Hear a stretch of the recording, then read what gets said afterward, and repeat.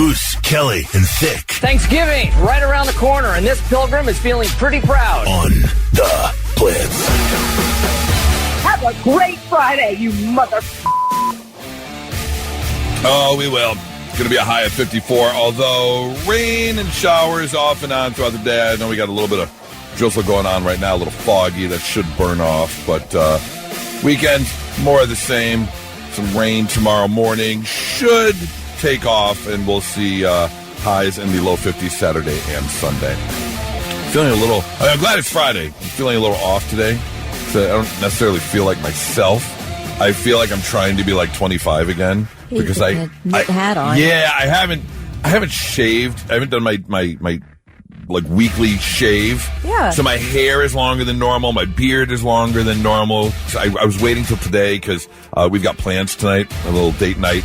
We're gonna go see Bert. Perfect shave. Yeah, I need the perfect shave. So by the time it got to like Tuesday, Wednesday, I was like, oh, I should shave. But if I shave, I got to do it again on Friday. So yeah, so I'm wearing this beanie, which I don't normally wear. It looks good. Thank you. You don't look like you're trying to be too young. I don't? No. Oh, thank you. And then it's Band T-shirt Friday, thanks to my friends at Magnolia Thunder Pussy Records. So I'm wearing another band T-shirt, which I'm going to debut with a video.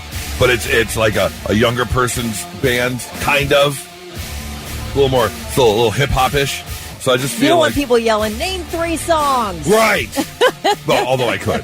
But, so I'm just, it's one of those Fridays. But I'm excited. It's going to be a great Friday. Yeah. Rolling into an amazing weekend. How are you, Kelly? Great. Can't complain. Everything good? Yeah, everything's good. I was listening to, just random songs on Spotify on the way in. And there was one that kind of had like sort of an Irish lilt to it.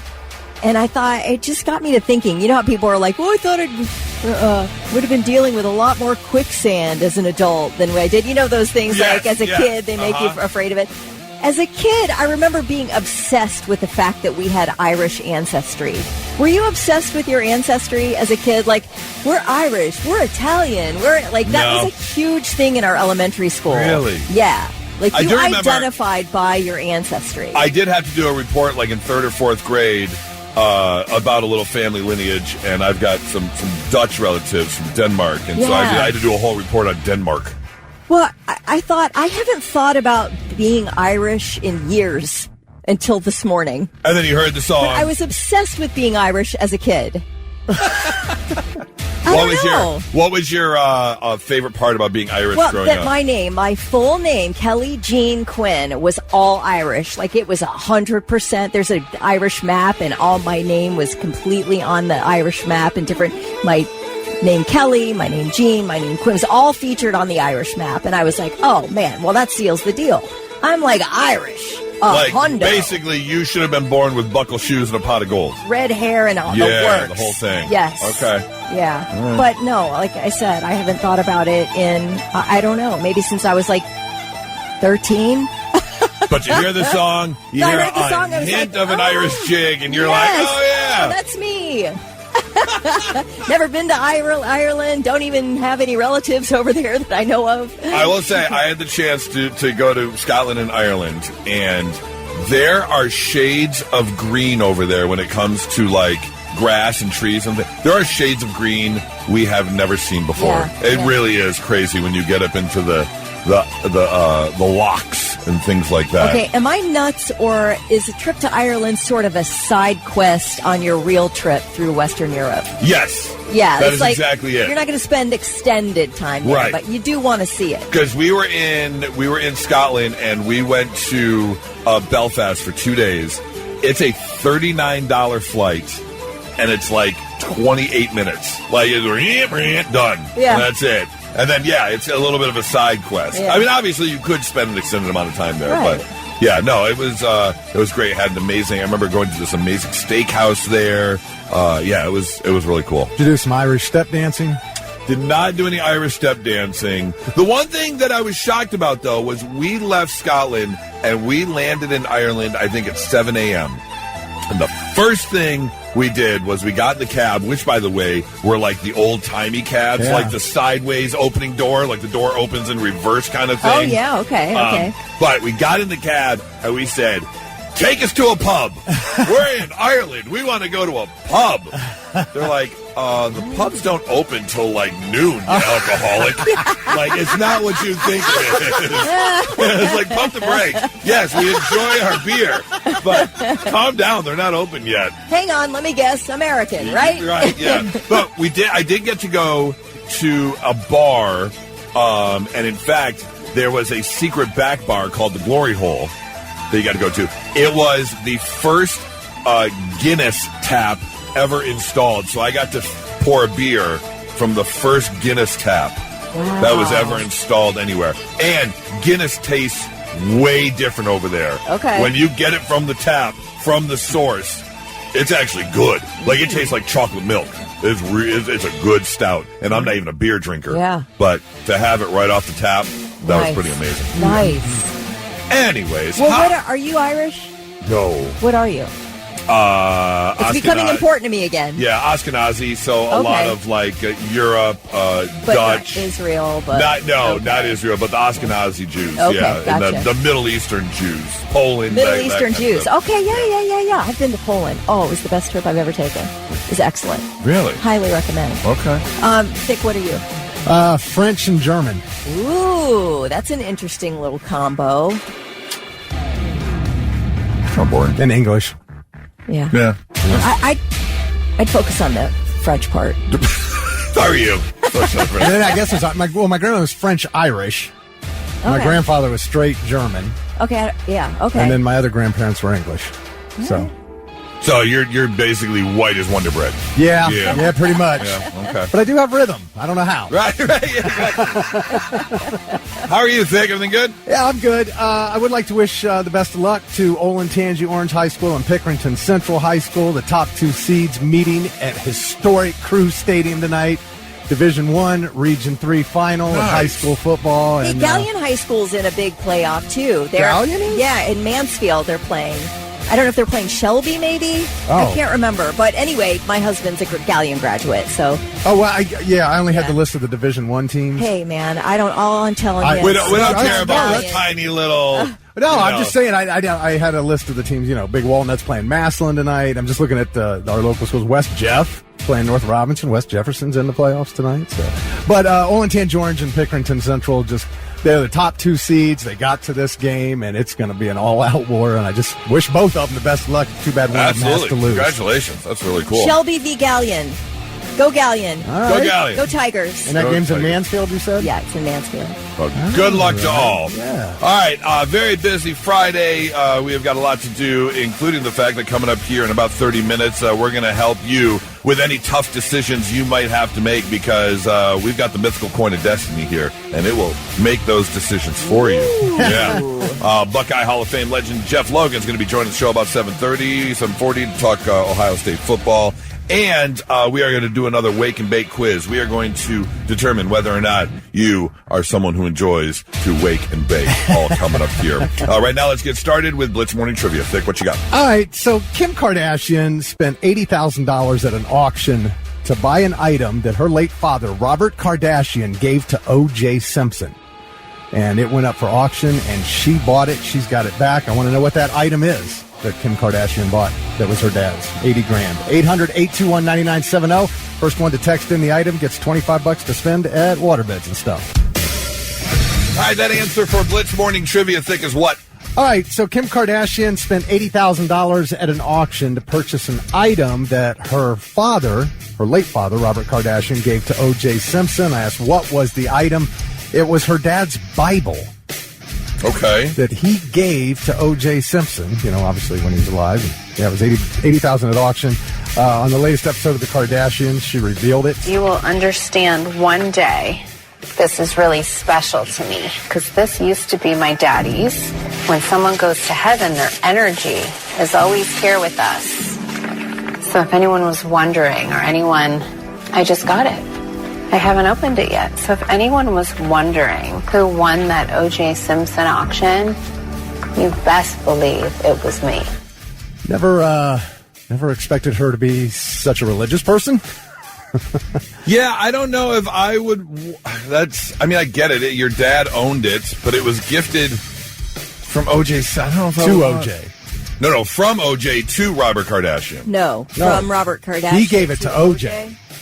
The giver of that Bible was OJ's good friend. Oh, the giver of the Bible. Yes. Okay, was given to OJ. Yeah. I don't know if I would want it either way then. So it might Yeah. have some stank on it. Yeah. I mean, isn't the first rule of the Bible, thou shalt not kill? Yes, it's one of the rules. I will tell you that. One of the rules, sure. Okay, here's what I'm focused on. I cannot take an adult woman calling their dad daddy. I hate it. It is so cringy to me. Why is that? And I guess it's a little weird, yeah. Yeah, or an adult, anyone saying daddy or mommy as you are well into adulthood. One would even say middle-aged at this point. Yeah, close, yeah. Why do I hate that? It makes me feel some kind of way. It does sound a bit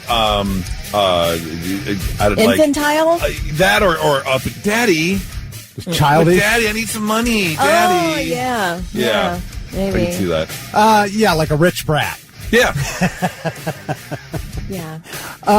Yeah, I don't know, man. It was very odd to me listening to that. I'm going, this is the same girl that put out that very famous tape, right? That too. Wonder how much her dad would pay at auction for that. Well, I remember when she asked initially if she could just buy it from OJ's estate, right? And they said no. Oh, the Bible? Yeah, she offered like $15,000 for it, and they're like, I think it's worth more than that. Yeah. And she ends up spending, $80? Which is kind of mean. Yeah, I don't think that's going to hurt her any.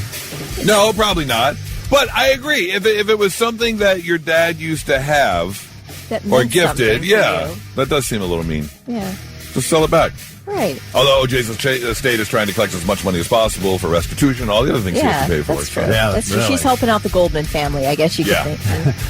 Melissa Harmon from Marion, first one to text in the correct answer. She can go over to waterbeds and stuff and spend her $25. All right, congratulations. I'm not sure if you had plans to head down to Mississippi to DeSoto County because if you wanted to go to the DeSoto County Pro Rodeo, if you're a big rodeo fan. But if you do have travel plans, you can cancel those and reschedule for December 12th and 13th because the DeSoto County Pro Rodeo has just been canceled, unfortunately, because of EHV-1. Uh-oh. They've had an outbreak of horse herpes. Oh, my. Oh, no. Horses. Really? Horses be getting it on. Who's patient zero? Do we know? It doesn't say. No. Oh, those poor little fillies. Yeah. We didn't even see it coming. Did not see it coming at all.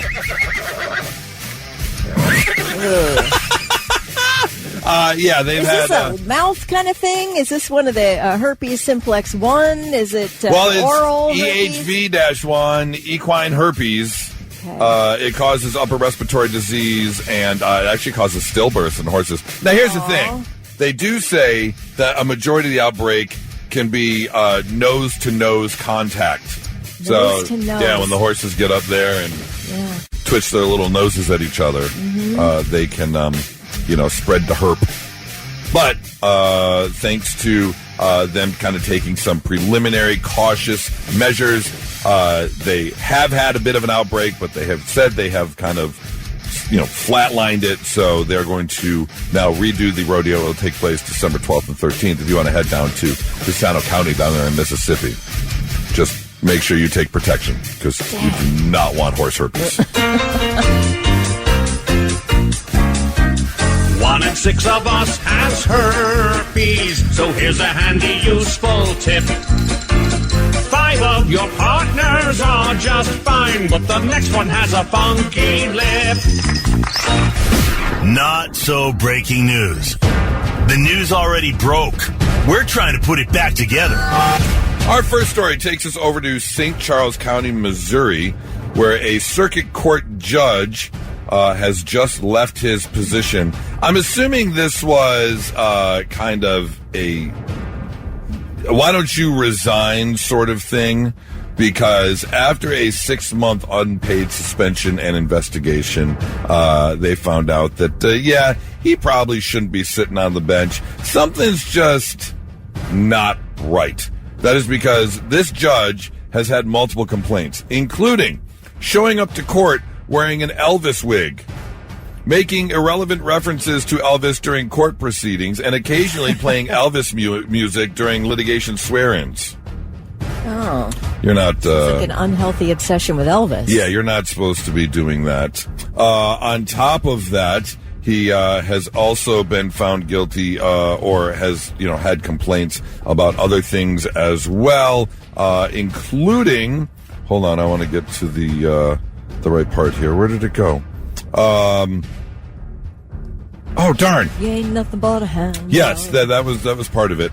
There was another part that he did too, and I can't find the part of the story. Anyways, yeah, so he's going to be not serving on the bench anymore because you're not supposed to be doing that kind of stuff as a judge. They frown upon that kind of stuff. That's something more that if they have some type of an amateur night at your local bar, you can go ahead and do that. Oh, here's the other thing. I'm sorry, this was the other big thing. He decided that he wanted to give borderline like political speeches while on the bench as well. Okay. So that is another thing they frown upon, is you just up there soapboxing your political stance while serving on the bench. Right. They don't want that. So yeah, so he no longer will be serving on the bench there. And what do you do if you spent your entire life as a lawyer, then going to be a judge, and then they're like, yeah, you can't do that anymore?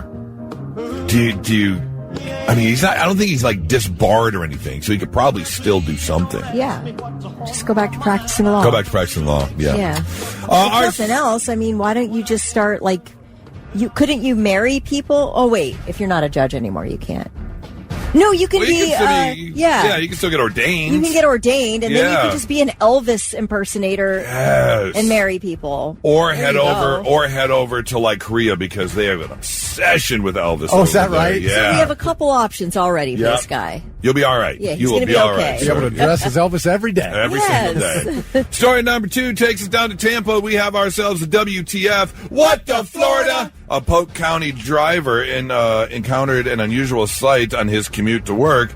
There was a naked man walking down the road. How naked? Well, I'll let the police chief tell you about it. We did get some security footage from a Tesla. That's right. A man's going to work. It's 36 degrees. And this dude is walking down the road buck naked. He's not even wearing his socks. So this nice man called the sheriff's office. We responded, and there he is, marching down the side of the road. We asked him, what are you doing? Well, it's a TikTok challenge. Well, you don't even have your cell phone. You're really naked when you don't have your cell phone. Nope. So we arrested him for obvious violations of the law. He went to the jail without any clothes on, buck naked. Buck naked. Was his name Randy Travis? It was not Randy Travis, no. But yeah, I mean, you can't do a TikTok challenge without your phone. That makes it a bit difficult. And I know, Kelly, both you and I spend a lot of time on TikTok. I haven't seen any TikTok challenge that requires you walking down the road buck naked. I feel like maybe that's just something they came up with on the spot. Probably, because if that was a trend, that would probably be a trend I would jump on top of. I would be down for that one. Although 36 degrees outside, walking around buck naked, that's a bit much. So you're a fair weather stripper. Wait, you'll only strip when it's warm? I only want to get naked when it's warm. Yeah, I agree. I mean, I've got my dignity to protect. Come on. I just said dignity. I'm not just going to get naked at any time. Okay. If I can't get summer long balls, I don't want it. Yeah. Anyways, he's going to be spending a little bit of time in jail. God, going to jail buck naked. That's... I don't know. I don't know if you would be the scariest or the most or the softest person if you're going to jail buck naked. Are you avoiding this person? Yes. Because they're crazy and they're buck naked? Yeah. Or you in jail and you're like, oh, this is an easy target. There's no clothes getting in the way. Which route are you taking there? Right. Because What? Sorry. Okay. I feel like it's one of those things where you're naked. I'm avoiding the naked person. You're avoiding the naked person. Like how they say, in order, like if you're going to be abducted, you should try to make yourself throw up because it's so gross. They might like not want to take you. That's true. Like throw up on them or throw up on yourself. If you do ever get confronted and want to stop a fight, just take your clothes off. Most people will leave. Right. It's like, nah, this isn't. I did not sign up for this. No, you don't want to fight a naked person. No. That can get really awkward real quick. That's your not so breaking news. 99.7 The Blitz.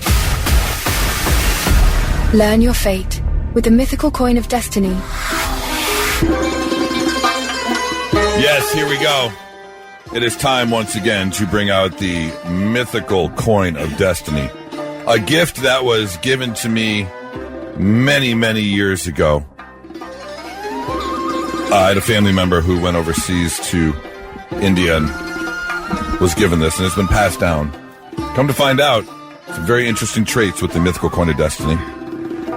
It can help you make very, very important decisions. Yeah, it's got powers. It does. So, 800-821-9970 right now. If you have a burning question in your life, you're worried about the holidays, are you worried about 2026, something going on with your job, whatever the case may be, if you have a question, the Mythical Coin of Destiny can be answered for you, or can answer it for you. Think you're raising your hand. Why are you raising your hand? I have a question. You have a question? Yes, I do. For the Mythical Coin of Destiny. This has been a discussion going on for a couple weeks in my house now, and trying to decide. Always get a real tree for Christmas, and been thinking about making the switch to an artificial tree. Oh. And I want to know, should I change tradition and go with an artificial tree? Okay. Very interesting. Well, I'll ask afterwards, because I want a little bit more detail on this. But yes, the Mythical Coin of Destiny will let you know, should Thick switch from a real tree to a fake tree for the first time for the holiday season? Let's find out.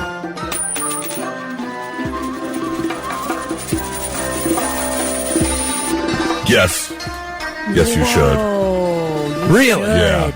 I'm with the Mythical Coin of Destiny. I love a fake tree. Why do you love a fake tree? It's so much more convenient. Well, it's yes. less messy. Yes. Now, one thing you do give up is the aroma. And that's the thing I keep coming back to. Okay, if that's the most important thing for you, then definitely don't switch. But the Mythical Coin of Destiny, I don't know, has spoken, I guess. It was the most important thing, but I'm not sure it is anymore. Now, so I'm taking you're on the side of real tree and Heather's on the side of fake tree. No, we are both. We've always both been on the side of real tree, and she's like, I think she doesn't. She's leaving it up to me. Okay. I keep thinking about, I got to go get this thing every year. You know, the way you have to set it up, you got to let it fall. You got to keep it watered. Yeah, you got it's needles a lot to of work. clean. It is. But in everything I said, but I'd get rid of that. I'd get rid of that. All those things. But no more smell. And no more smell. They engulf in flames in about 0.7 seconds. Never had that problem before. Until you do. Lots of people have never had that problem before. Right. Until they do. I'm going to listen to the Mythical Coin of Destiny. I would if I were you. Put a pine-scented car freshener. It's not the same. I guarantee they have pine-scented ornaments. Yes, it's not the same. Burn a beautiful candle with a pine scent. 800-821-9970. What's that big question in your life you need answered right now? The Mythical Coin of Destiny will take care of it for you. Blitz, hi, who's this? Hi, this is Taylor. Taylor, hi, Taylor. Welcome to the show. Hope you're having a great Friday. What burning question do you have for the Mythical Coin of Destiny? Will I ever get through to my in-laws? Will you ever get through to your in-laws? That's a broad question. Wow. Yeah. How long has it been that you haven't gotten through to your in-laws yet? I would say it's probably been about 4 years. We've been battling this. We've been together for 7, but 4 years has been really rough. Well, okay, real quick, what is the issue? Do they not like you? Do you not like them? Was there some drama before you guys got married? Well, it was... So, it pretty much right after we had our kid, it started getting a little rough, and they moved out of state. And we're always the ones that have to bend. Okay. All right. Will you ever get through and have a meaningful relationship with the in-laws? Let's find out. The answer is no. Oh, no! I had a feeling. Oh, yeah. Gosh, I mean, here's the good news, though.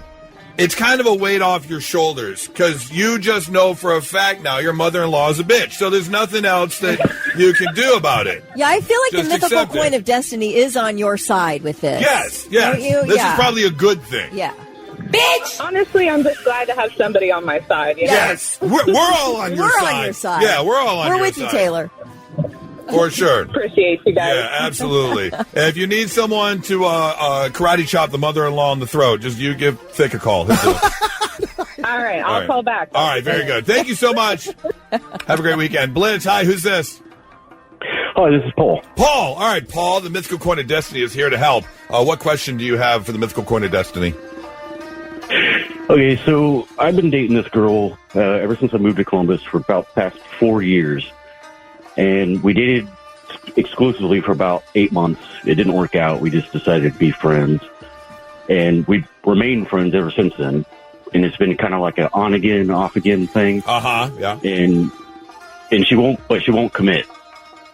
And recently I made a decision to get sober. And congratulations. She refuses. Thank you. She refuses to follow. So now I'm kind of thinking maybe I should just cut it out completely because of that. Yeah, okay. So that's the question for the Mythical Coin of Destiny. Should you just sever it, move on, or should you continue to try and make it work? Right. Okay. All right. Let's find out. Mythical Coin of Destiny will obviously provide the answer for you. Should you break up? The answer is yes. You need to move on. I agree. No more friends with bennies. This is over. Yeah. This is not a healthy You have relationship. made That's it right there. That's exactly The it. health. You've made an important decision in your life. If people in your life aren't supporting that decision, then unfortunately that's not going to end well. Not to mention the on again, off again never works out in the long run anyways. Yeah. So I think the Mythical Coin of Destiny hit it on the head. You gotta you're on the right path. Continue that path for your own good. Go find a healthy relationship. Yeah, and go do that. Go, Paul. Go, Paul. Go, Paul. Paul, thank you so much for the call, man. Have a great one. All right, let's see. Mike texted in. Ask the coin if Goose will ever get Buckeye fever. It's pretty The simple. answer is no. We needed to flip the I coin for that. Didn't need to flip on that. Let's see. Brad, Chase. I'm sorry. Go ahead. No, we got. Brad wants to know if he's going to get lucky tonight. Oh. Will Brad get lucky tonight? Let's find out. Oh. The answer is no. That's a very popular question for the Mythical Coin of Destiny. Yes. Maybe tomorrow night, Brad. Yeah. But tonight, not so much.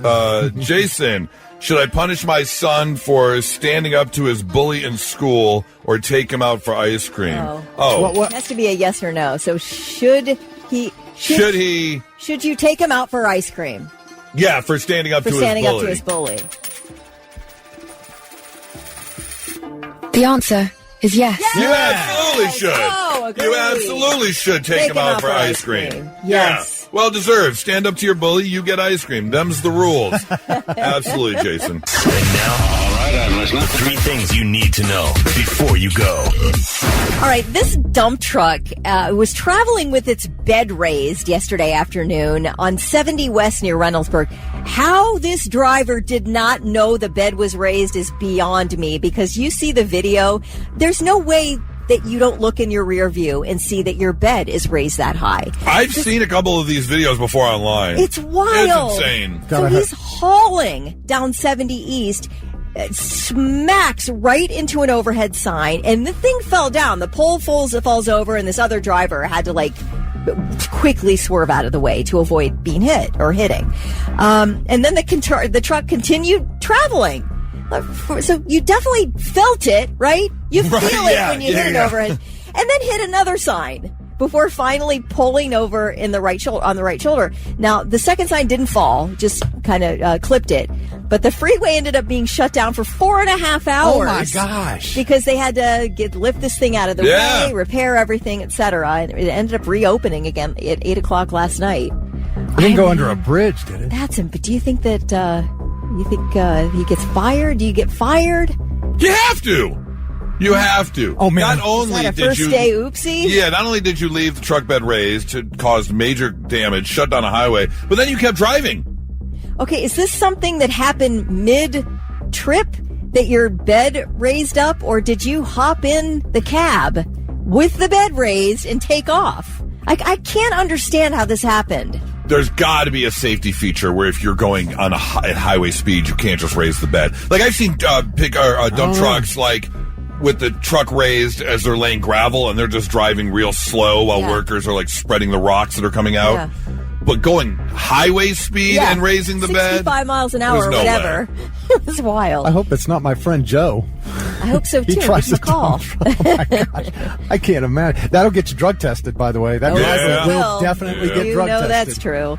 The 16-year-old stepbrother of the Florida high school senior who died this month on a Carnival cruise ship has been identified as a suspect in her death, according to court documents filed by his parents. We've spoken a little bit about this this week in terms of there was a step brother who was suspected, and indeed, the teen is only identified in court documents as T.H.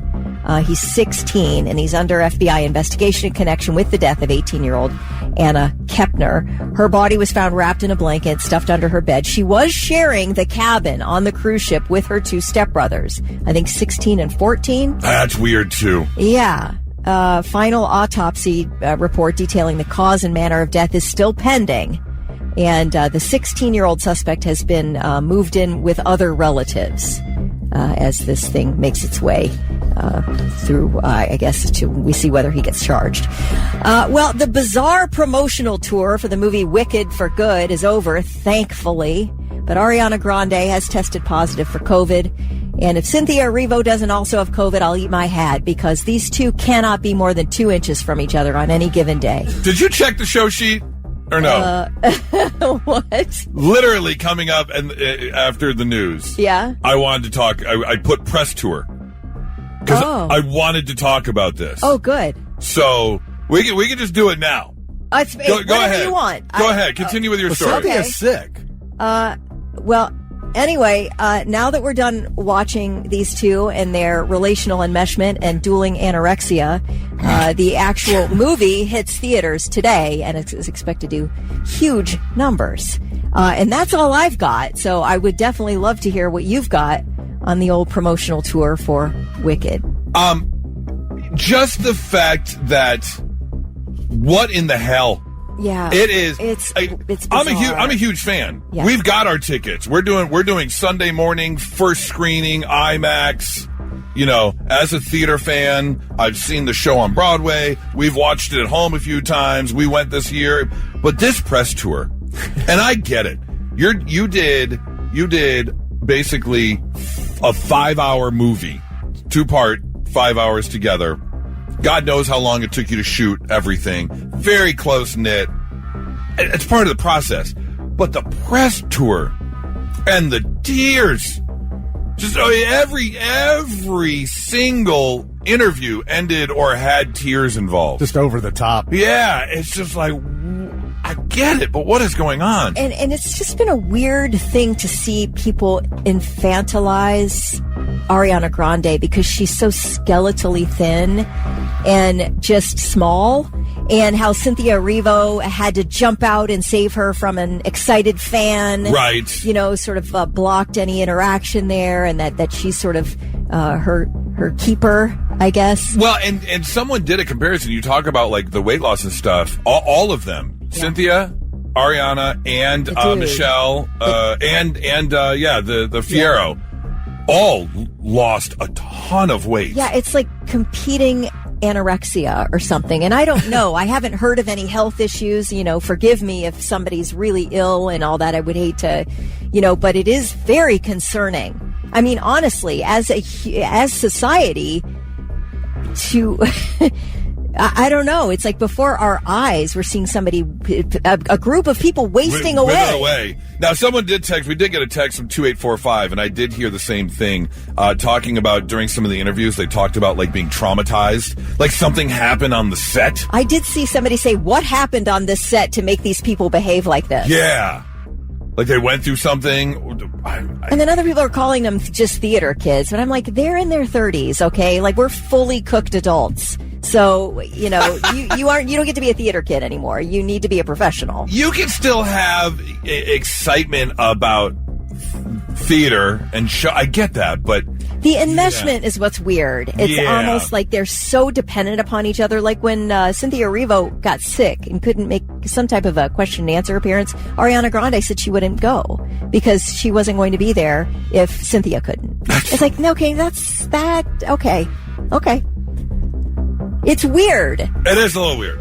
Not gonna lie, it's a little weird. That's like, the whole thing. And I don't know. I mean, yes, it's a bonding experience. Both of you, I remember seeing like audition tapes and things like that, and they both wanted the part so bad. At some point, I remember seeing an interview with Idina Menzel, who was the original Elphaba, and Ariana Grande went backstage when she was just a Disney kid. I was like, someday I'm going to play this part, and blah, blah, and it was all, I get it. It's like a lifelong dream. You're going through this together, but something's weird. Something's off. And regarding the COVID, I'm not surprised. You're out meeting tons of people, doing all that press. And she tested positive right after being on Fallon. Jimmy Fallon. Yeah, Jimmy Fallon, yeah. Right? Wow. So his whole staff's probably got it. Yeah, someone's going to, for sure. So, I have one lingering question, and that is, does a movie studio or the promotional company or whoever is in charge of this, is there any responsibility to not send an obviously psychologically and physically ailing person out on a big tour? Nope. There's no responsibility? Market. You got to market. Yeah. Make that money. You may be right. You look at Bravo and all the weird things that happen on The Real Housewives. Is Bravo responsible for all these women becoming alcoholics? I mean, or at least, capitalizing on people's alcoholism. I don't know. It feels like there should be some responsibility. Like, look, we want to promote this. We want you to promote it, but you're ill. I bet on paper, absolutely, there is some sort of some sort of legality of, taking care of your stars. Yeah. But on the phone, suck it up, Buttercup. Yeah. We got to promote this movie. We paid you millions and millions of dollars, so get out there and promote this movie. Yeah. Anyways. Yeah, crazy. All right. Huh. All right. Well, that's it for me. Those are my three things. Okay.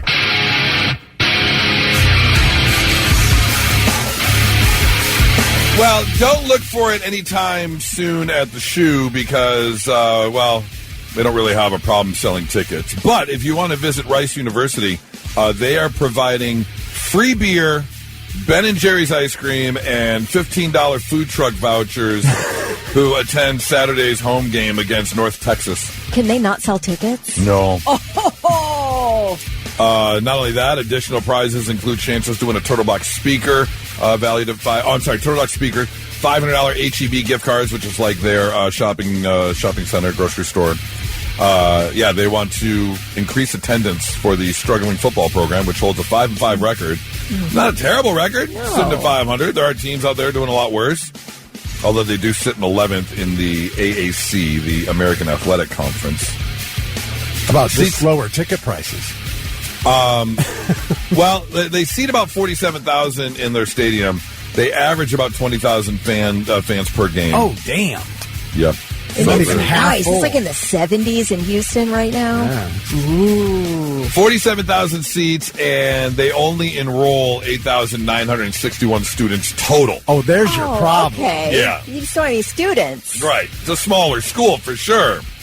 That would be a fun afternoon for a family who lives in Houston, Texas, just to go over there and get some free food and watch some college football. Why not? Why not? Free beer, free ice cream, $15 food truck voucher. Come on.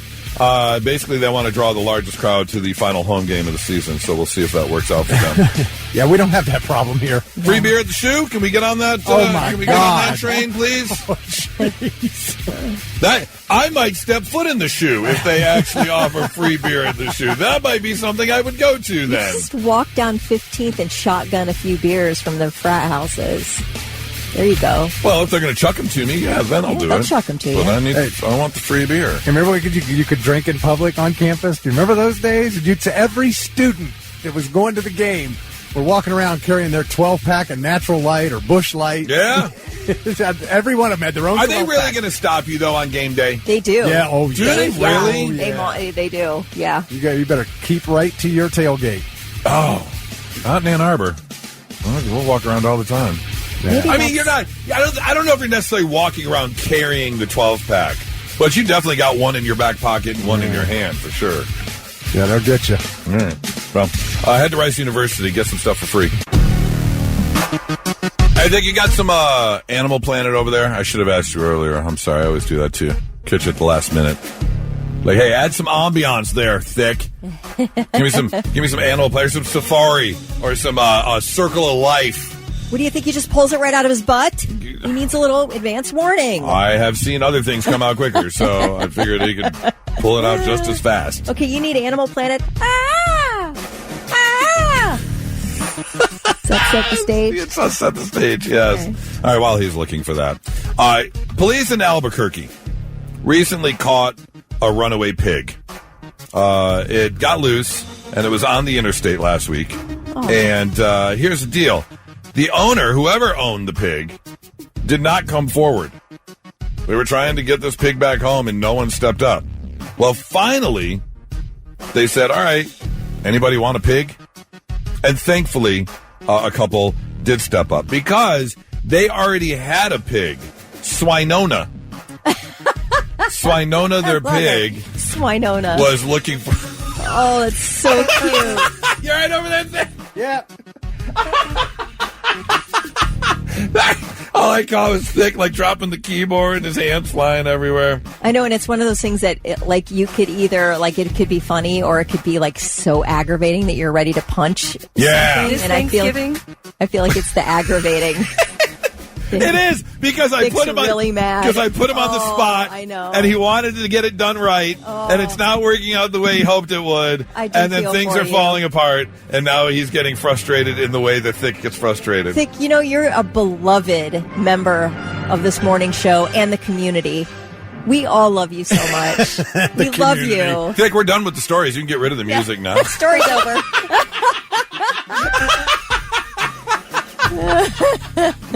No kidding. There's another story. We do need it. You get one free swing. Well, yeah. We've reached the one free swing point for sure. We've reached the one free swing point. Anyways, this couple who has this pig named Swinona said, "Hey, we'll take the pig home. We've been looking for another pig anyway. Swinona needs a friend." So Swinona now does have a friend named Boris. Boris. Boar. Boris does not deserve to be with Swinona just based on the names, because Swinona might be the greatest pig name ever. Yeah, but Boris. A-R-I-S. Yeah, dash I-S. Boris. Yeah. So cute. Boris. So, Boris and Swinona, or as I like to refer to them, bacon and pork chop. Story number 2 is a new viral video that is on TikTok, which you can check out. There's a woman in New Mexico who just posted a video because apparently she likes to drive around with her pet turkey. Aw. She's got the turkey. And this is, this turkey would feed your family of 15. They're freaky. Turkeys are weird. Big turkey. Birds are weird altogether. Yes. Birds as a genus, is that right, are weird. But turkeys are freaky, and a turkey buzzard's even worse. Yeah. But anyway, pet turkey. Pet turkey sitting right in its dog bed, right on the center console in between the driver and passenger seat. Oh, it's fantastic. And she then takes the turkey, or takes herself, to Chick-fil-A for breakfast. Here's a part of that video. Say good morning. Say good morning. Say perfect. We are doing Chick-fil-A again this morning. I got the sausage, egg, and cheese breakfast bowl. That's a big bite. So I'm going to have... You got me. Okay, eat the egg. Here. Good boy. Was it scrunchy? Okay. Good. So happy for you. Here's the thing. She's got her little eggy potato sausage bowl from Chick-fil-A that she's eating with a fork. Yeah. This turkey keeps diving into the bowl. Oh, he's tearing it up. And then at some point... reaches over and grabs food off the fork. That she's eating with. That she's eating with. And then at some point, the turkey grabs the hash brown round, and she goes, no, that one was mine, and snatches it out of the turkey's mouth and eats it on her own. Oh. I don't think you're supposed to be doing that. Enjoy your bird pox. That doesn't sound right. Ew.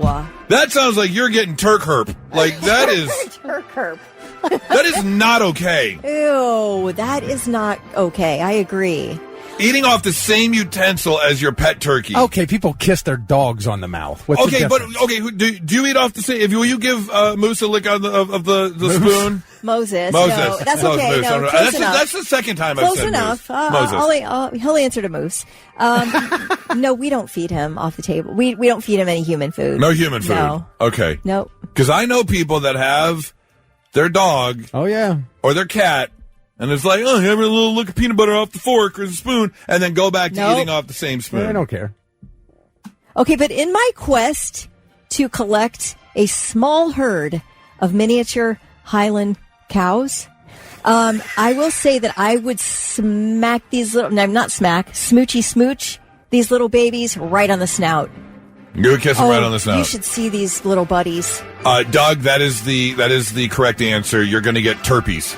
Turkey lip. Yeah, love it. That's very good, Doug. Yes, Crystal, I do know the turkey's name, by the way, is Goose. Goosington. Yeah. Goosington. Goose for short. She replies to Goose.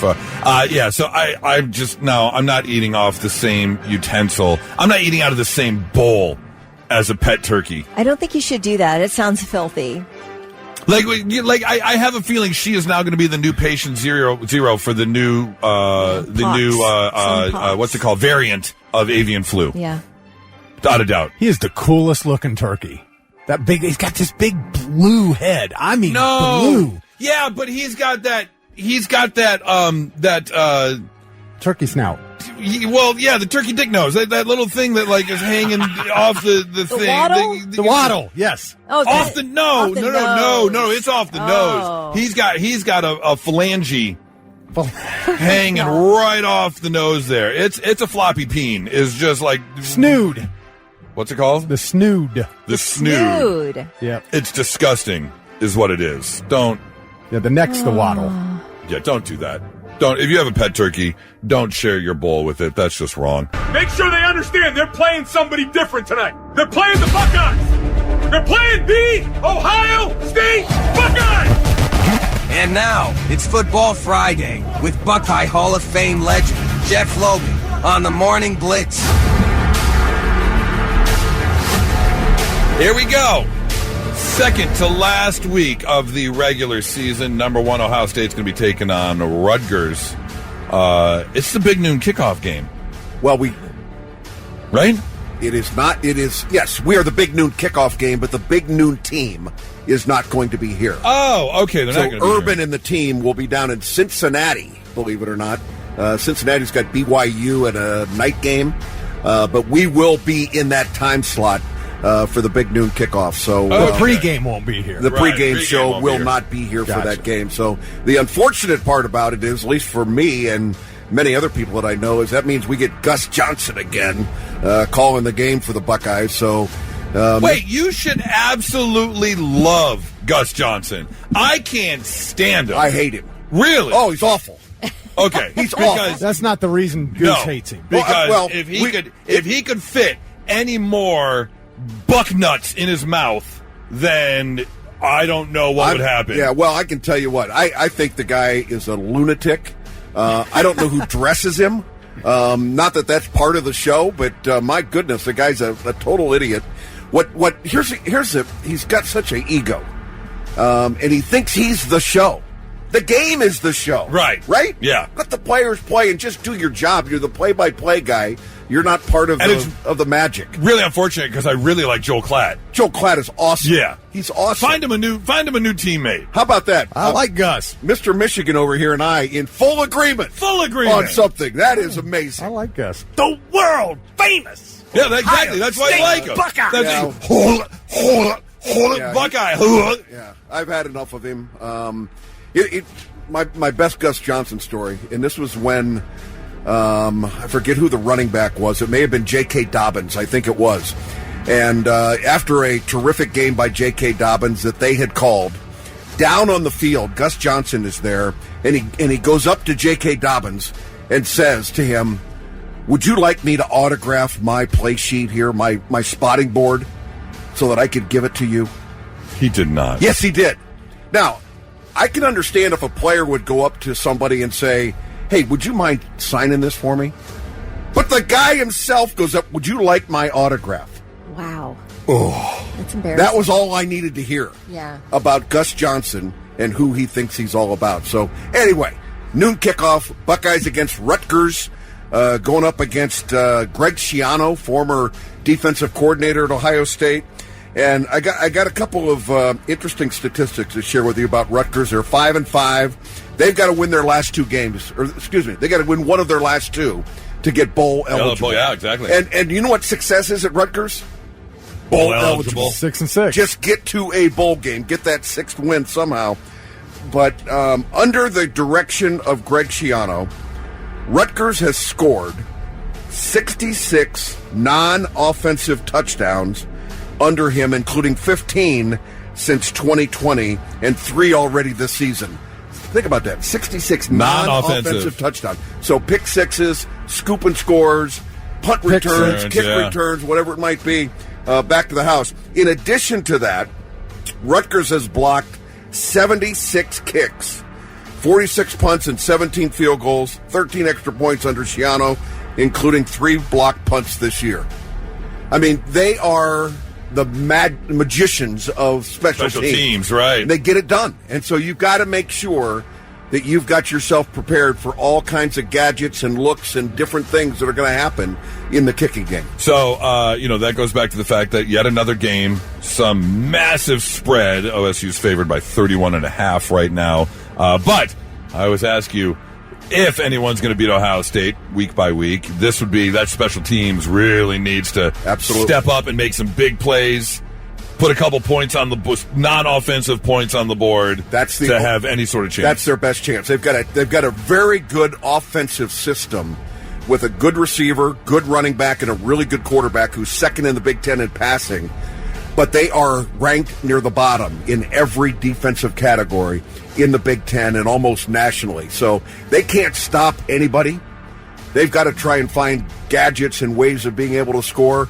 The problem for Ohio State, guys, and the elephant in the room is that we don't know whether Carnell Tate and Jeremiah Smith are going to be able to play. Uh-oh. Carnell Tate has missed the last 2 weeks. Jeremiah went out after the first quarter, both of them nursing non-long-term injuries. Okay, all right? Is this just like a ploy to save them? No. Some of it might be load management. I was going to say, even if they are ready, do you keep them out in preparation for the game? I would be shocked if they played. Okay. I would be shocked if either of them play in this game. Jeremiah came out, played the first quarter last week, and that was it. And then he limped off the field. What a great catch. He had a terrific catch. But he limped off the field. He looked like Lieutenant Dan. I mean, he did not look healthy at all. Where are your legs, Lieutenant Dan? It was not good. Okay, so, but if you decide to rest them in preparation for the game next week, can you lose half a step?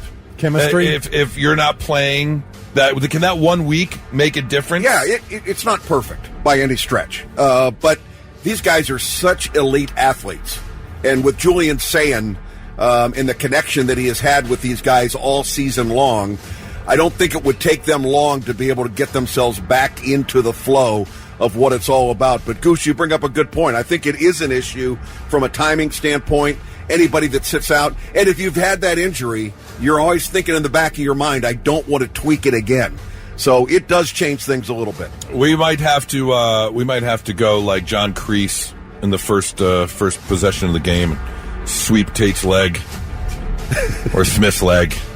Just get one of our backup third-string DBs to come in low. You got plenty of backups playing these days. We've got so many backups. Michigan's hurt. Michigan's bad. They are beat up. And in this point in the season, everybody's got some injuries. And if you look at Ohio State, And if these are the only 2 real injuries that we've had to talk about all year, we've been pretty fortunate in that regard. So those are one of the few guys that have ever missed any games this season. I have no doubt we can easily win without them. If you look at the last 4 games Rutgers has played, the rushing yards they have given up, 305, 210, 217, and 415, we can run all over them all day long. Boy, you certainly hope so. And I think that would be the challenge that Ryan Day would have with his offensive line and his running backs, is let's make sure that we are getting first down yardage. And maybe throw the ball on first down. There's nothing wrong with that. Right. All right. But put yourself in a position where you can run the ball successfully.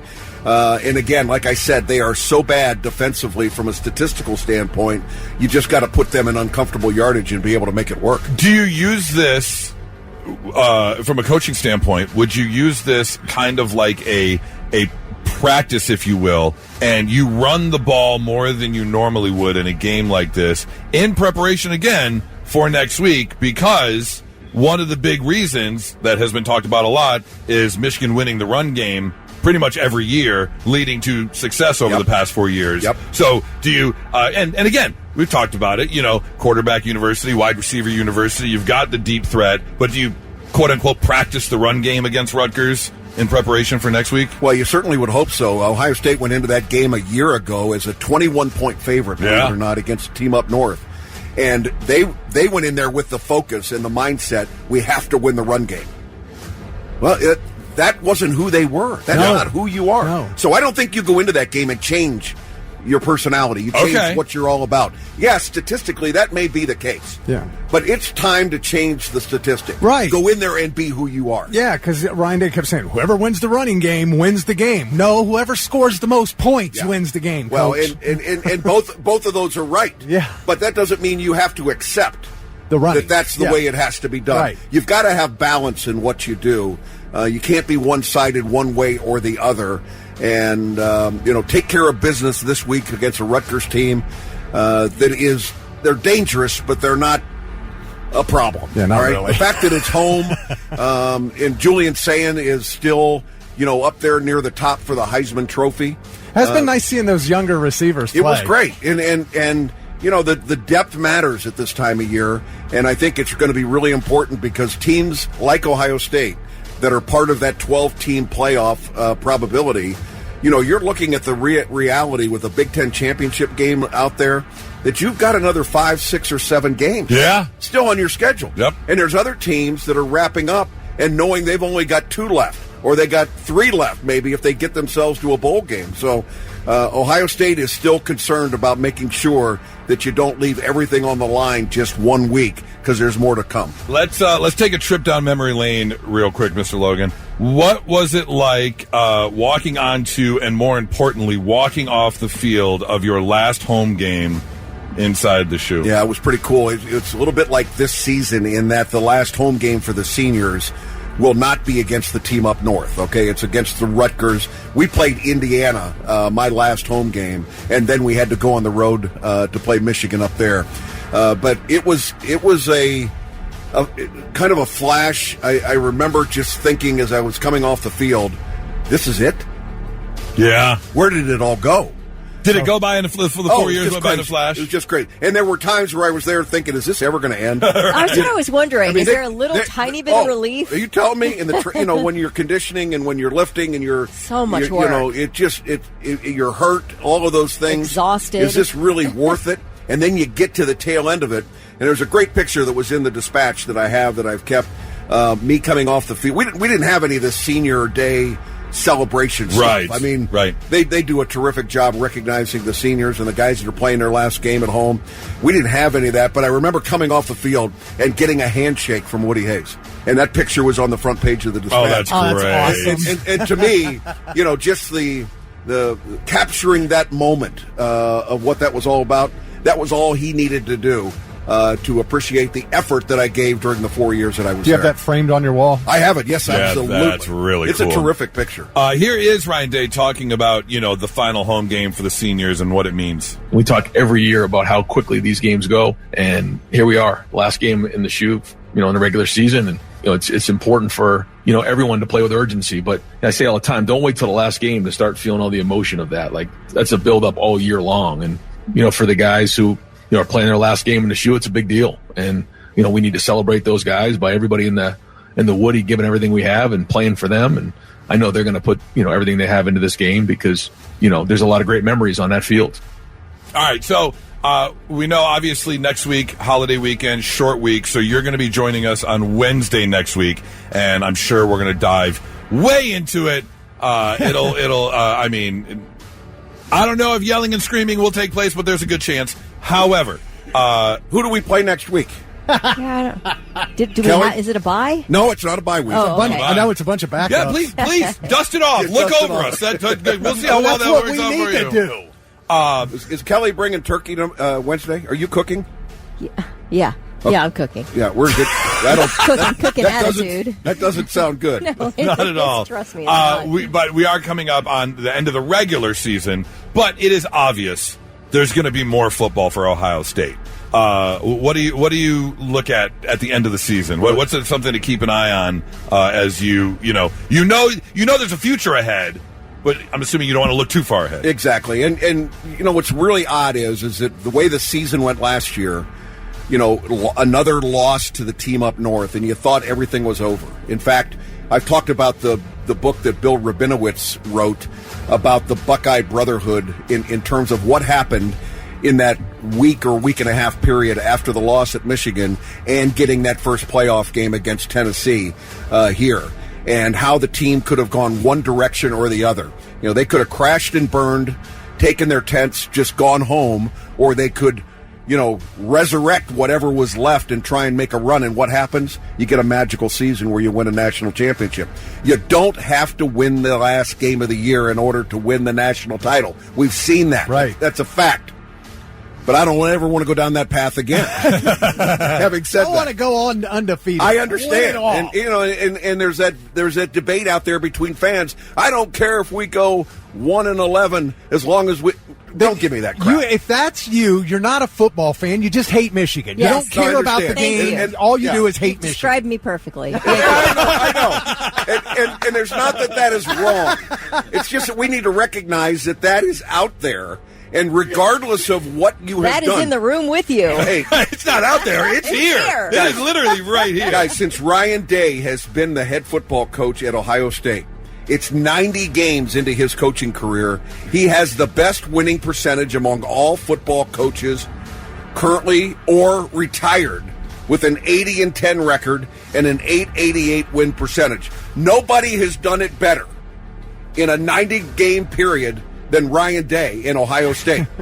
Yet, a year ago at this time, they were lining up with moving vans trying to get him out of town. Shotguns. It's terrible. It's terrible, but the expectations are so high. We were talking about it yesterday. Can you imagine the stress and the pressure on that position, or on that job, Of any major program. Well, yeah, Alabama, Georgia, Notre Dame. I mean, he only makes minimum wage. That is tough. Especially when you're minimum wage, right? Yeah. He gets paid accordingly, but man, that's a lot of stress. Ryan Day is keeping an eye on the future, but not getting too far ahead of himself. Here's what he had to say heading into the end of the regular season. I'm worried about everything. That's just the way I am. That's a coach's life. He just is always trying to figure out what's next and try to predict and forecast the best you can.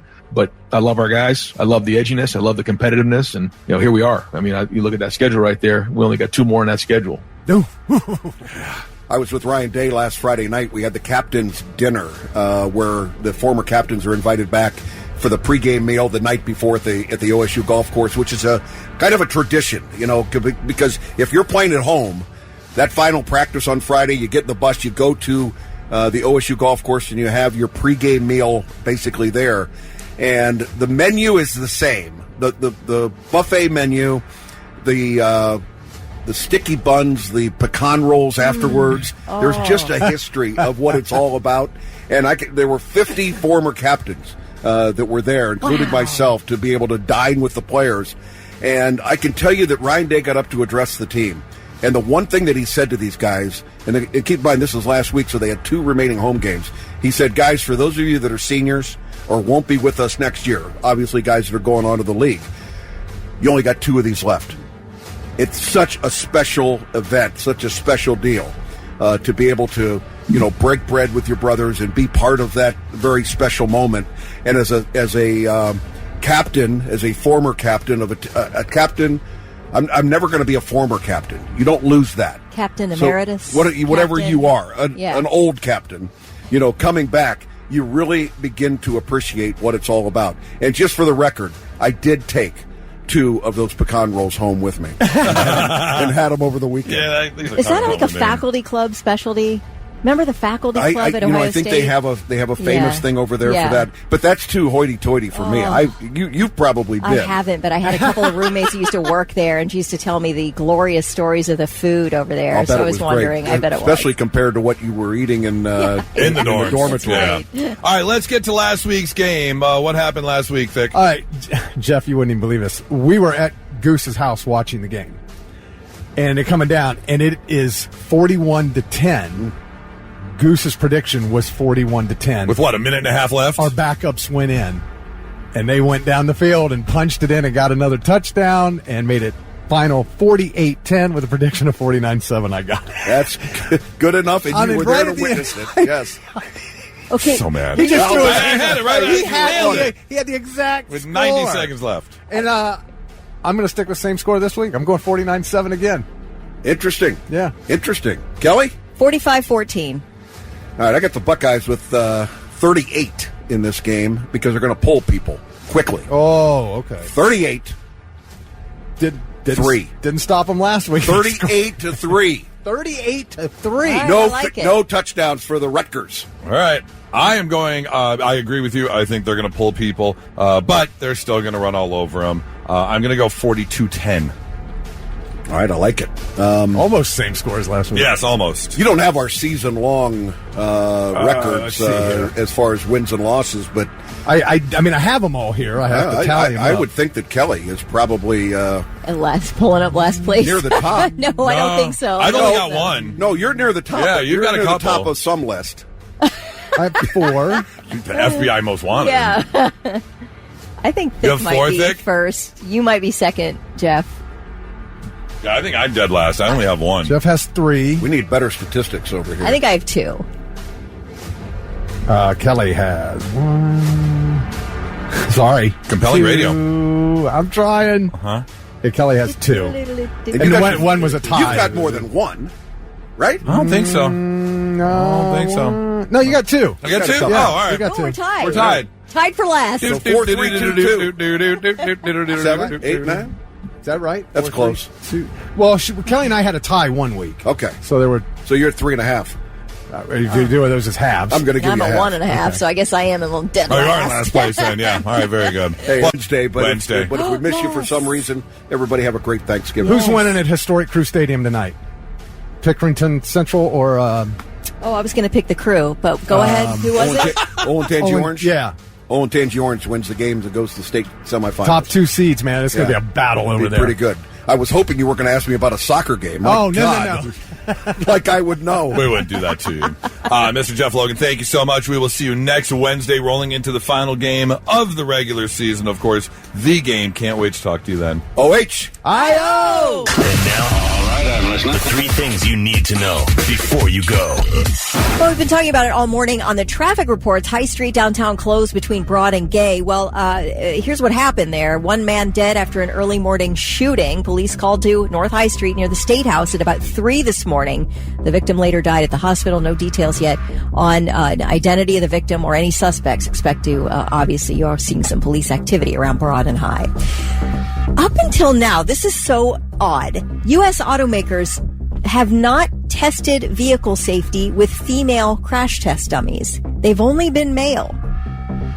And you'd think, well, what's the diff? Right. I think there is a difference because, I mean, we're, physiologically much different. Well, there's a difference there, just boobs, yeah. Yes. So apparently the National Highway Traffic Safety Administration unveiled an advanced female crash test dummy yesterday. And apparently, according to statistics, women face higher injury rates in certain types of crashes. So soon, U.S. automakers will be required to use a female crash test dummy. I think this is absolutely perfect because now they can test not only the reactions to what happens when you get in an accident, but you can set up why you got in the accident. Because you put her in the passenger seat, and she's like, you missed the left. You're going to turn left here? Are you going to stop? The car's approaching really fast, or we're not going to get there in time. You don't speed up. Can we pull over? I got to use the bathroom. Hey, spin through Starbucks real quick. I need to get a frappy, lappy, tappy, manappy. And then the guy just drives off the road. Just jerks the wheel into a bridge abutment. And then you can see. Did we just get a peek into Goose's life? Maybe. I'm about to take the oh crap handle off of my car. If she grabs that thing one more time, then nothing is happening. I swear to God. She sees a brake light. It does send a jolt through your system because you think something really is wrong. Yeah. When there's that and kind it's of like, what are you doing? My mom does that. She'll slam her hand on the side of the door like that, and Yeah. I'll be like, you have to Stop stop. Fine, nothing is happening. Let me tell you about this really odd story out of New Jersey. For months, police in New Jersey have been investigating a bizarre attack on a 26-year-old woman who worked for Republican Representative Jeff Van Drew. Here's what happened. Back on July 23rd, somebody called 911 saying that 3 men had attacked her and 26-year-old Natalie Green. There were these 2 women as walking through a nature preserve. So officers responded and found Natalie Green lying in a wooded area near the walking trail with her hands and feet bound together with black zip ties. Her shirt was pulled over her head. She had numerous cuts on her face, neck, upper chest, and shoulder. And the words Trump whore were written on her stomach. And on her back were the words Jeff Van Drew is racist. She was distraught. She was treated at the hospital. And over the course of the investigation, officers did make a few interesting discoveries. Right off the bat, they actually found zip ties in her own car, similar to the one she was bound with. Oh. That was weird. When talking to the friend who made the 911 call, they did get a hold of her phone.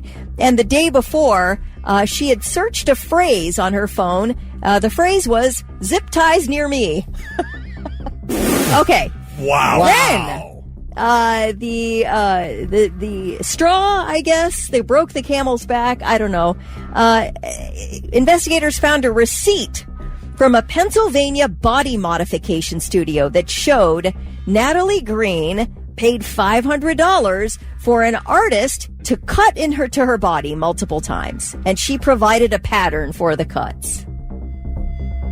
So, okay. This week, Natalie Green made her first court appearance. She was released on a $200,000 bond. She faces 5 years in prison. Now, that, my friends, I do believe she would be better off with a few years first in a psychiatric facility, and then you serve the remainder in prison time. Do you think? Somebody's got to get their mental health checked out. I mean, she definitely needs to get checked out for sure. And she was the only one injured, quote unquote, by her own, not hand, but by her own doing. So I don't know. Was anybody injured in this other than police who wasted their time on it? Right. I don't know, but that is a mental health disorder right there, my friends, and those are your 3 things. Welcome to your Friday. As we roll into the weekend, want to make sure you are informed as possible. So we've got some medical news here for you as you roll into the weekend. Kelly, would you like to learn first about ultra-processed foods or marijuana? Well, just give me the ultra-processed foods, because that I partake in. Okay, the ultra-processed foods, like fast food, ready-to-eat meals, protein bars, they are linked to harm in every major organ of the human body. According to the largest review ever of ultra-processed foods and their impact on global health, the study published in The Lancet also found that these foods are being aggressively marketed by corporations, skewing scientific debate and working to prevent regulation. In the U.S., more than half the average diet consists of ultra-processed foods, particularly in poor areas. Wow. I got one word. Duh. So why does the FDA approve this garbage? Why do you think? Money. Exactly. Like everything is because money. Yes. Well, yeah, we don't care. Go ahead, kill America as long as we're getting paid. Can I tell you what I eat every single day of my life? Yeah. I eat turkey pepperoni. Hormel turkey pepperoni every single day of my life. Yeah. Pretty processed. Pretty salty. Oh, yeah. And you know what? I don't give an F. I'm going to hit a drive-thru at least a couple times a week. McDonald's is delicious. I got no problem with it. I mean, we've had a good life, haven't we? Absolutely. I am A-okay with 60. I've got no problem with 60 say whatsoever. that now. Okay, maybe that'll change. But I am not going to live my life I get that. in the hopes of being 95. I am living my life in hopes of being 60. Right. And anything after that, bonus footage. But I also don't want to spend 5 to 10 years suffering leading up to death. No, I agree. That's why you fill yourself with so much processed food and fat, you just have a Widowmaker and drop dead. There's no suffering. Yeah, there's no suffering. She died doing what she loved, eating turkey pepperoni. That's right. I mean, yes, we know ultra-processed food is not good for you. But here's the other thing.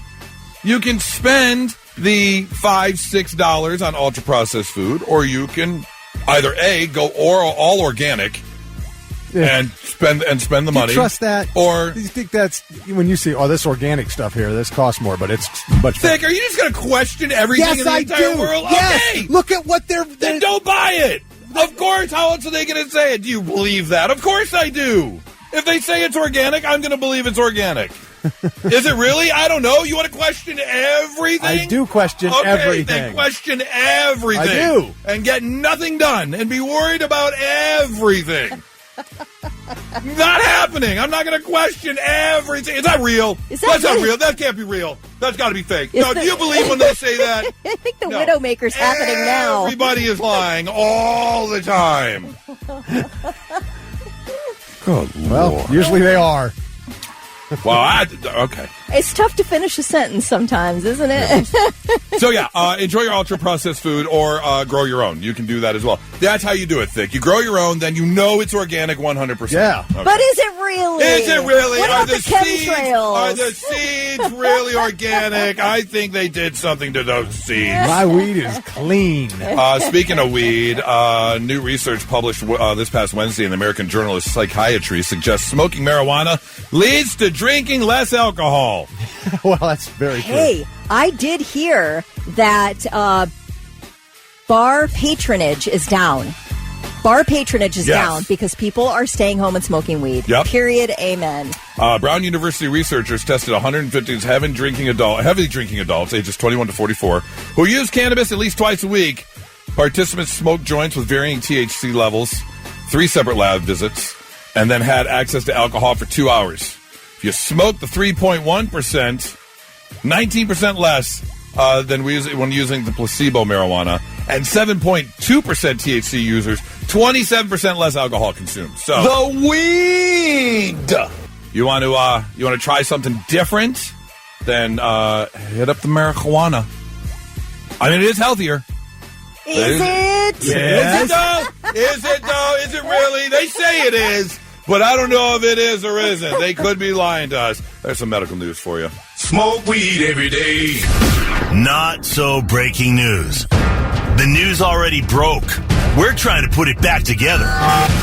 All right, our first story takes us over to Seattle, where the Seattle Police Department says a 30-year-old man was in a stolen truck back on November 18th, around 2 p.m. Officers with an automatic license plate reader, an ALPR, was alerted to a stolen Ford F-150 in the Northgate area. King County Sheriff's helicopter Guardian 1 responded to the call and started tracking the pickup truck as it drove recklessly through neighborhoods. Police arrested a passenger jumped out on foot as the driver continued on once they noticed the helicopter. The Guardian 1 helicopter was able to track the truck as it drove into a shopping mall where the driver got out and ran into a Goodwill. That is when police showed up and began looking for the man.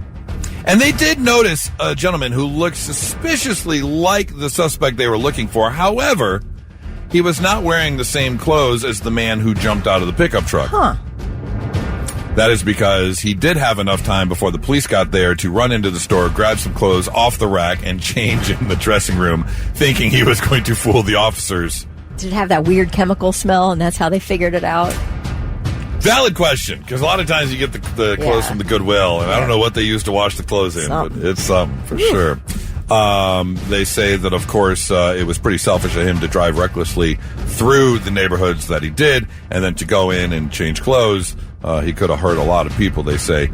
So he is now going to be spending some time in jail because one thing he did do, although he did change clothes, he did not forget to empty his pockets, which is always very important. You know, if you're going to go buy something and get out of your old clothes, you don't want to leave anything in your pockets. So he made sure to transfer over the 25.9 grams of fentanyl and other drug paraphernalia into his new pants. So that's an added charge. Dot all your I's and cross all your T's. Yeah, that's right. Make sure you get that fentanyl. Right. Got to make sure you get your hands on I want to know this perspective from the guy who bailed out of the chase. Well, he was actually arrested a short time afterwards as well. So, yeah, he's going to be spending Are you just like, yeah, I've gone about as far with you as I can go, my man. Yeah, can't do this anymore. Possession of a stolen vehicle, eluding, possession with intent to distribute as well. All charges this man will be facing. Our second story takes us over to, where are we going here? Oh, we're going over to Taiwan. We're crossing the ocean here as we have got another man who had to go to the hospital because he had what he realized as stomach pain and abdominal distension. He also revealed to the doctors he hasn't pooped in 3 days. Oh. Something's going on, yeah. So they made sure to quickly address the issue and take an x-ray, which is when they found the coffee mug in his intestinal tract. Well, not quite his intestinal tract, but it was working its way up that way. Oh my gosh, is it like reverse engineer? Is it reversing? Like it hit? Like, does that happen? Once it gets to a certain point, then the whole system reverses? Yes. Oh, you didn't know that? I did not. Oh, yeah. I didn't either. Whoa. Oh, really? Yeah. Oh, what? That's the problem. Once you reach a certain point, it turns into suction instead of expulsion. Oh. Yeah. And that's how people... He waited 3 days? 3 days. And let me tell you, this is a cup. This is this is part of a tea set. It does look like bone china. It probably slid up there pretty easy. No lube needed. Oh, yeah. Yeah. This is a good sized cup he had in his track, if you will. He says he was hoping to push the cup out naturally, but wasn't. Here's the thing. You can't. That's not even correct. You can't. That's not a correct statement. Push the cup out naturally. Here's my question, though. Depending on which way he inserted the cup, did he collect like a blizzard? Like when it came out, was the cup full? I knew that's what you were going to say. Did he go open end up? I feel like you can't do it that way. How is that? No. No? I don't know, though, because the closed end is a little narrower. But what about the handle, man? Oh, God. Did he? Yeah, was it? Oh, man. Golly. Either way. Yeah, 2 scoops, cup, not cone, please. So it's just in there. And I mean, you need reconstructive surgery on your BH, don't you? Probably. Like, you've destroyed that down there. Yeah, it depends, I guess. I mean, it naturally came with the peanuts on the chocolate ice cream, so it was just already right there. Sunday, ready to go. Oh, yeah, if you're fitting that up your BH. Yeah, you've got, You have got no... Loose. Anal elasticity left. It was already loose. Yeah. That thing is just a... It's flapping around. Big time. Yeah. If it gets too windy, it's just... Sounds like a horse when it neighs. That's what his farts sound like. It's like it just gave up down there. It's like I'm not even going to try anymore, I guess. Totally gave up. Yeah, there's no reason to worry about anything. We're not bouncing back anymore. We refuse. They don't need a camera for a colonoscopy. The doctor just looks, shines a flashlight. He goes, no, you're good. Everything's fine. Anyways, all the doctors say he's going to be okay, but I don't know what the word okay means after that. Yeah, not great. Not great. Okay. But okay. That's your not-so-breaking news, 99.7 The Blitz. All right, time for another Wake and Bake questionnaire. Very simple, 800-821-9970. We need you to call right now. Looking for Wake and Bakers and non-Wake and Bakers alike. Because what's going to happen is you're going to call, and I've got a question for you. And based on how you answer the question, the three of us are going to take a guess as to whether or not you have Wake and Baked or not. We had a pretty successful guess rate last time we did this. I feel like you guys are really good at it. I kind of bombed out, but it's okay. I thought this is my comeback tour. We each missed one. Okay. So it was? Okay. Yeah. All right. 800-821-9970. Right now, give us a call. Partake in the Wake and Bake quiz. Whether you waked and baked or not, we're going to take a guess after you answer a simple question. So let's go here. Blitz, hi, who's this? Peyton. Peyton. All right, Peyton. I'm going to give you one question. You give us an answer. We're going to find out whether or not you waked and baked. Here we go. Sir. Peyton, your question is, if you download movies illegally in Jamaica, would that make you a pirate of the Caribbean? Yes. It would. And if you were to do that, what would be the first movie that you would pirate down in Jamaica? Pirates of the Caribbean. You would pirate Pirates of the Caribbean to make yourself a pirate of the Caribbean. Yeah. Exactly. Right. Yes, sir. Oh, see, I see. At first, I was going to say no, but then when he said exactly yes, sir, he had a bit of a smile in his voice. Oh. Sounds like he was a little giddy, a little happy. You're saying baked? So I think Peyton wakes and bakes. I say no. You're right, sir. Because I was going to say I knew it immediately when he said his name. When his name's Peyton, right? And he said Peyton. Oh, Peyton. He said Peyton. Yeah. Okay. Just the way it came out, I'm like, he's high. Yeah. All right, Peyton. Well, you enjoy your Friday and your weekend. Thank you very much. Let's go with the next Wake and Bake trivia. Blitz, hi, who's this? Hey, it's Barry. Fairy? Fairy? Yeah. All right. Well, you wake and bake. Your name's Fairy. I know you wake and bake. But we'll ask you anyway. We'll ask you. You had hippie parents if your name is Fairy, so we're going to ask you anyways. Here we go. Fairy, have you ever been so poor that you just zoomed in on Google Earth really fast to experience skydiving? No, but that's a good idea. Oh. She's baked. But the way you laughed, she's baked. Fairy, you wake and bake. Oh, of course, every day. I got it. Very nice, Fairy. I hope you have a great weekend. Blitz, hi, who's this? Hello? Hello. Hi, who's this? This is Aaron. Aaron, all right, Aaron, wake and bake trivia. Let's find out whether or not you wake and bake. Aaron, true or false? The closer you are to running out of toilet paper, the better you are at origami. Oh, baked. Forget the answer. Definitely wake and bake for Aaron. Weed. Yep. He said, yep. Love it. Aaron, thank That was you. a little too easy, guys. Thanks for the call. Have a great weekend, Aaron. Blitz, hi, who's this? Dakota. Dakota. All right, Dakota. I gotta think of my name. Baked.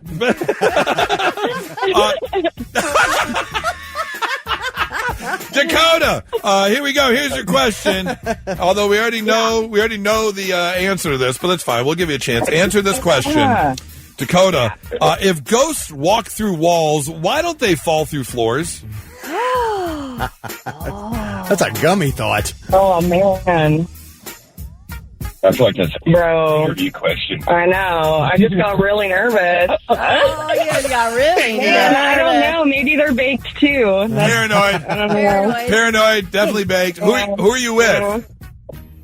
My boyfriend. Your boyfriend. So you wake and bake together then?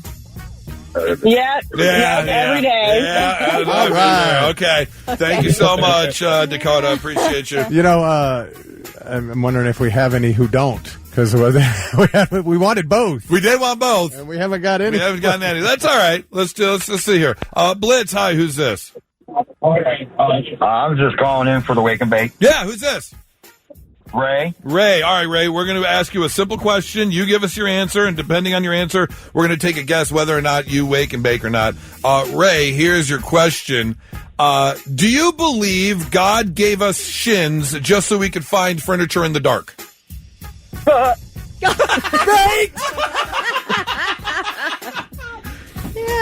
Well, I know one thing. If we didn't have shins, we wouldn't be able to put pillowcases on. Oh, you're so... Well, no, you mean like a fitted sheet? What? Anything. Put what on? Pillowcases. He uses his shin. Now, I've never used a shin for a pillowcase, my man. So, no, you have to hold the sheet. The fitted sheet. Okay. You are so baked. I mean, so baked. Hey, where do you hold your pillow to put on your pillowcase? He means a fitted sheet. No, the pillowcase. Right, the pillowcase. A shin.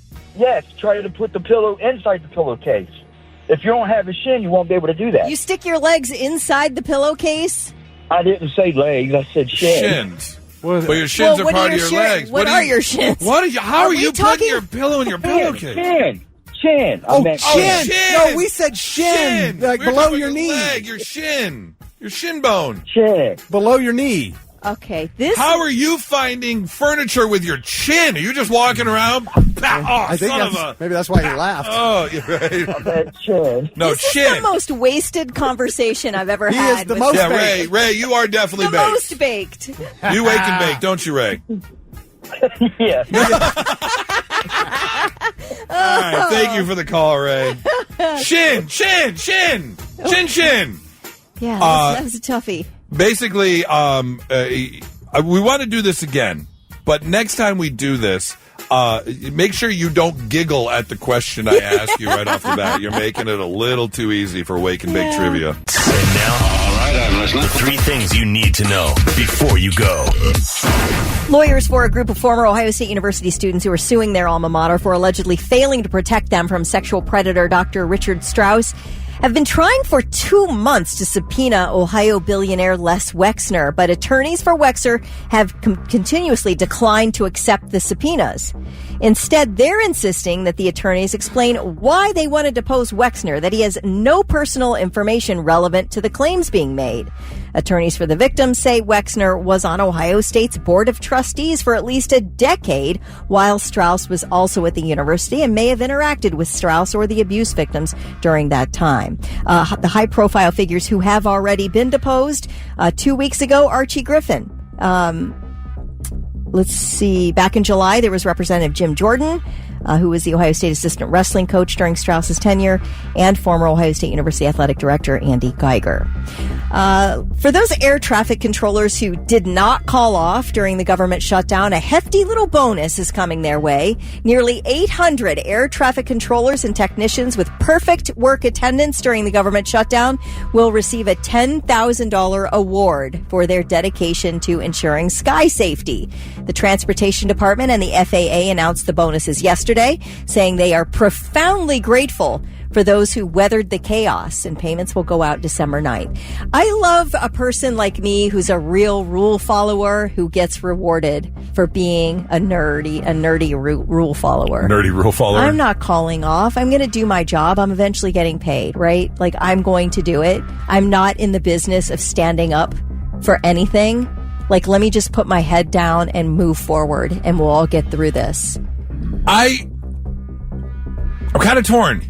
I mean, obviously very thankful that they did what they did, because even though I wasn't traveling at the time, I can't imagine what kind of melee that would have caused. Even with the delays, a lot of people still got to where they were going.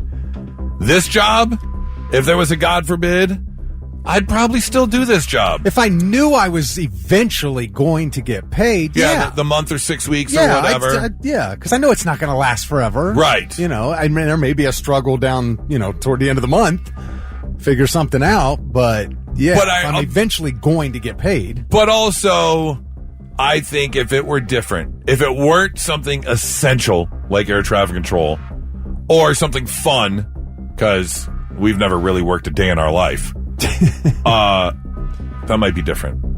If it was just some company where I'm stamping something out in a factory, yeah, I don't know if I'm putting up with that for no pay. Yeah, but eventually getting paid. Yeah, but what if you knew you were eventually going to get paid for what those hours that you're working? Maybe. You know. Maybe. Now, if you couldn't guarantee me I'm going to get paid, no, because you're going to screw me.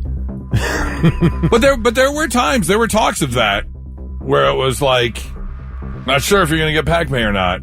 So here's what I'm thinking. I'm going to call off sick and bone my coworkers. They're going to be mad at me. Well, and once everything gets opens up the government and everything gets back and running normal, they're going to find some way to get me out because I screwed them during the government shutdown by calling in sick. Total possibility. That's what I'm afraid of. Yeah, total possibility.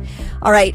Good news. If you were fans of Joey Tribbiani of Friends fame, the 8 unaired episodes of the spin-off sitcom Joey have finally seen the light nearly 2 decades after NBC pulled the plug on the series.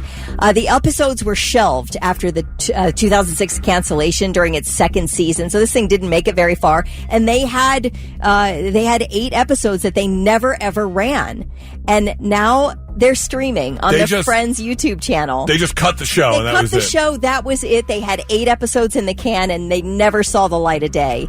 So this series, I don't know if I don't think I watched it, but obviously Matt LeBlanc, who's amazing, Dre De Matteo from The Sopranos, Jennifer Coolidge was in it.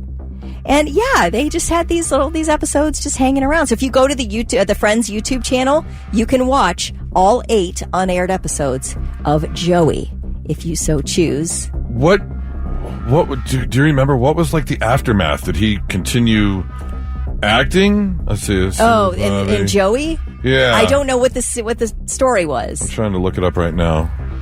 Joey stuck it out and moved to Hollywood. Okay. High-strung sister, genius 20-year-old nephew. Okay. All right. Yeah, I don't know. Just, some people are obsessed with Friends. So I thought absolutely. Matt LeBlanc. What is that show that he did with the British couple where he was an actor? Yeah, didn't he play like himself or something? Yes.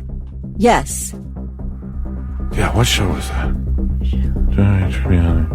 Matt LeBlanc. It's called Episodes. Oh, Episodes. That's it. Yeah. Yeah, that's a funny show. All right. Anyway, guys, those are your 3 things. Moving on. All right. You come across a U.S. Treasury check, $27 million. Just a, I don't know, little recommendation. Why don't you turn that bad boy in? Pretty sure they're missing that. Pretty sure they're going to know when you do cash that thing. They can track that pretty easily. Well, these 4 men down in Fort Lauderdale, Florida decided, you know what? We can get away with this, can't we? According to the federal criminal complaint, they arrested 4 men who face 1 count of conspiracy to defraud the United States and 1 count of theft of government property. It was a tax refund check, totaled $27,910,676.69. And it was from an unnamed company in Richmond, Virginia. It had not been cashed. According to the criminal complaint, federal agents said that they had access to the check, and on November 5th, one of the men ended up talking with a guy who is just known as the banker in the filing complaint, who he believed could help him cash the check. The banker was actually an undercover officer for the U.S. Treasury Inspector General. So what happened was they had been sitting on this check for almost a year. The check was going to expire on November 12th. You've only got a limited time to cash these checks. So they said, you know what? I met a guy. The check was in North Carolina. Said, I met a guy down here in Florida. Bring him down. This banker knows how to set up accounts and can disperse the money. The banker told him, what I'll do is I'll set up separate accounts. We'll deposit like $250,000, $300,000 a day as to keep things non-suspicious. So if you give me that check, we can make it all work. So So they made the phone call. The guy came down, brought the manila envelope. The check was handed over. The second the check was handed over, agents, it was like a movie scene. Oh, yeah. Agents moved in. Yeah. They all got arrested. Yeah. I mean, a year? Wouldn't you? I would have to believe there's no chance that this check's going to clear after it's been a year. Well, they said they had an expiration. They said must be cash before it had like an expiration date on it. Yeah, most checks are like 90 days. Yeah. This one, for some reason, maybe to its large amount, I have no idea. But maybe because it was a federal refund check that they give you more time. Oh, possibly, yeah. I can imagine you get to go to one of those little check cashing places. See if they'll do it. Yeah, they're not going to raise any eyebrows. Yeah. Right? Well, I mean, what do they charge? Like 7%? So, yeah, right. They might do it. Yeah. I don't know if they keep around $27 million in their back room, but I think they would want to collect the 7% fee. I think like the only way you're going to get away with something like that is if you find a place that'll cash it and like give you cash and then leave the country. Yeah, absolutely. That's about the only thing. However, I bet you will not find one place that will cash at $27 million. No. Unless, not until it clears. Right. Well, unless you already have the money in your account. Yeah, you'd have to wait a week. If you go to New York and one of those big banks in Midtown and you've got the $50 million in your bank account. Although I wonder how much cash they keep on hand. They would probably have to order more cash before they can just give it to you. There's no way they're keeping. Nobody's ever going to hand you that much cash, ever. A casino. I don't think so. Cash? Cash? Yeah. I've seen people walk out with $10 million before. Who would want to walk out with $10 million? I wouldn't want to. I wouldn't want to at all. There's people at the casino get hit in the parking lot after a couple thousand. Yeah, absolutely. You're going to walk around with $10 million in cash? Well, yeah, you do that though. You've got armed security with you. I would hope. They're driving you right to your private plane before you head home, for sure. Anyways, yeah. So if you come across a $27 million government check, don't try and cash it. You will get caught. Now, let's see if we can learn you something. Sit up and pay attention. Yeah, let's learn you some stuff on a Friday morning, make you a little bit smarter than you were when you woke up today. Little tidbits of information you get to take with you into your weekend. Maybe impress your friends or a loved one with all of your vast knowledge. Like you could tell them the only U.S. states that produce coffee are Hawaii and California. About 90% of the coffee consumed in the U.S. is imported, especially from South America. Yeah. I want to go down to Brazil. I heard the Dominican Republic. Yeah, go down to DR and get some of that coffee right off the vine. Fresh ground. DNA analysis of apples found they all originated in the mountains of Kazakhstan. All apples. Originated, yeah. Right. They're growing here. They just started there. They started there. Okay. Yep. Every apple can be, traced back. Its ancestors to the mountains of Kazakhstan. Yeah. Because what did you say? What school has the apple that they get a cut from? It was a fun fact not that long ago. Was it? Wait, what? So University of Wisconsin. There's one college that created an apple, and every apple that's sold of that version, they get a cut of the money. What is this University of like Honey Crisp apples or something? Come from the University of Wisconsin. I don't know. I do not know. I'm going to find that out. All right. Speaking of food, pepperoni is an American food. Yes. In Italian, pepperoni with one P is the word for bell peppers. And there's no salami named pepperoni with two P's used as a pizza topping in Italy. Well, I'm sorry, Italy, but I will never be ordering your pizza. Because pepperoni is the only true, real pizza topping. Give me all the pepperoni, especially if it's the small, circular ones that curl upwards and they collect the little pools of grease in their crispy pepperoni deliciousness. Are you still on that story? No, please. Washington State. Oh, it is Washington State. They crossed a Honey Crisp and an Enterprise apple to create the Cosmic Crisp apple. Okay, yeah. So they get a cut of every. Yep. That makes sense. Washington. Yeah. There were 14 .coms that advertised during the Super Bowl in the year 2000. GoDaddy. Okay. Is that one of them? Maybe. Oh, yeah, I thought you had the No, list. I do not have the list. All right. What I can tell you, though, is only 4 of them are still active. Autotrader.com, LastMinuteTravel.com, Monster.com, and WebMD.com are the only 4 that still remain. So GoDaddy probably didn't advertise that. Because they're still around, right? Yeah, they're still around. I think so, yeah. And finally, speaking of sports and Super Bowls, Al Michaels, famed sports broadcaster, he is the only play-by-play commentator or host to cover all 4 major U.S. sports championships. He's done the Super Bowl 11 times, the World Series 8 times, the NBA Finals twice, and the Stanley Cup 3 times. He has had quite the career. He's already got to be in, like, the Sports Hall of Fame, I would have to assume. Or the NHL Hall. He's got to be in multiple Halls of Fames. Yeah, if he's not, he will be. He will be, for sure. I mean, there's no doubt about it.